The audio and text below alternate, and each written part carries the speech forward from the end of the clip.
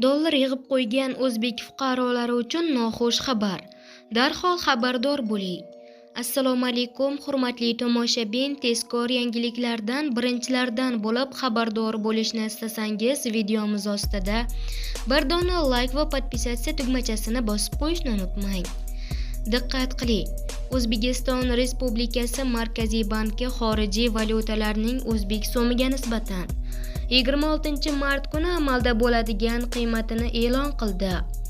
Unga ko'ra yevro kursi 23,41 so'mga tushib, 14117 so'm bo'ldi. Rossiya rubli 1,94 so'mga pastlab 149,80 so'mni tashkil etdi. Dollarning rasmiy kursi esa 24,39 so'mga pastladi va 12171 so'mni tashkil etdi, deyiladi xabarda. Hurmatli tomoshabin, jahonda va O'zbekistonda bo'layotgan eng so'nggi yangiliklardan birinchilardan bo'lib xabardor bo'lishni istasangiz, videomiz ostida bir dona like va podpisatsiya tugmachasini bosib, videorolikni yaqinlaringizga ham ulashib qo'yishni unutmang.